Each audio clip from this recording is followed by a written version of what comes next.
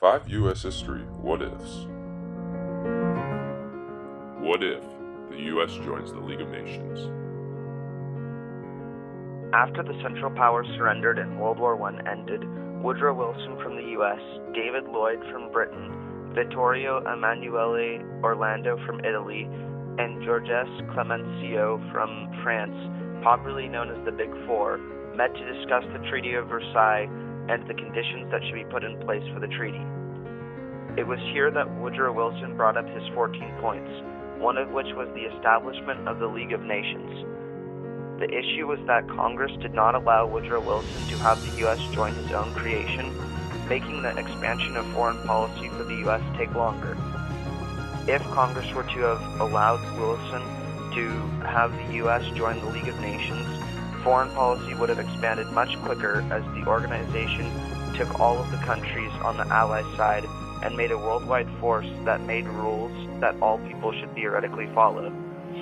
This also means the isolationist movement would have ended much faster, so there would be no real opposition to future U.S. involvement with the world, such as the United Nations. Finally, this development would mean that the expansion of the global economy would occur much faster and allow for westernization much quicker, though there is an argument for and against this movement as to whether it would be good or bad for the world. What if the South won the Civil War?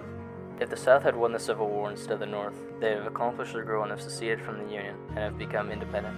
This means that while there is one unified country today, there would instead be two divided nations, the U.S. and the Confederacy. In addition to this, slavery would also have been utilized for a much longer part of history in America. This is because Abraham Lincoln's Emancipation Proclamation would have done nothing, as the Confederate States would not have to abide by this executive order.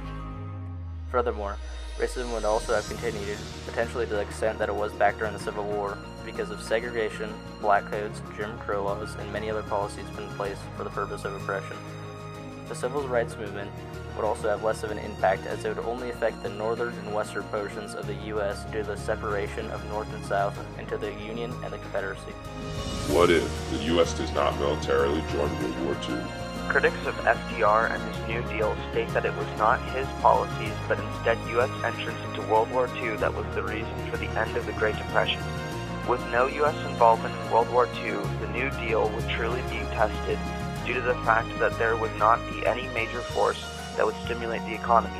This ultimately means the Depression would have lingered for a longer period of time due to a stagnated economy and would lead to even worse economic positions for many U.S. citizens. We may have still been feeling some of the effects of the Depression today, almost a century later, because there would have been no large-scale event to push America's economy back into balance, thus creating massive issues and leading to a very slow recovery. What if the Cuban Missile Crisis launched a full-scale war? If the Cuban Missile Crisis were to escalate into a full-scale war, then the potential disaster that followed would be quite literally world-ending. The addition of nuclear weapons to the world starting in World War II with the atomic bombs hitting Hiroshima and Nagasaki, following the Manhattan Project.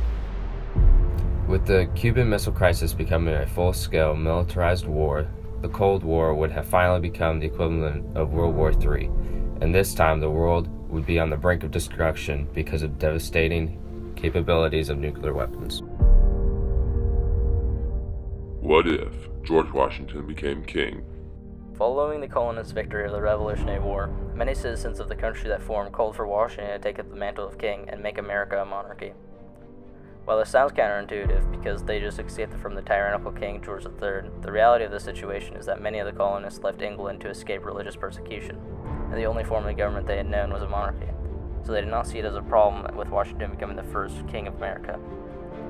It was with great foresight and responsibility that Washington turned down the offer to become king and instead became the president, having less power and limiting himself to the 4-year term, which is modeled after him. If he were to have accepted the offer to become king, there would be no such 4-year term, and overall there would be less rulers.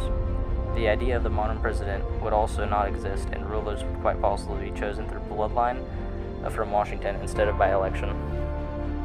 as it would eventually cause the same problems that the colonists had faced with King George, and potentially cause a revolt against the current form of government to allow a government that gave more freedom to the people.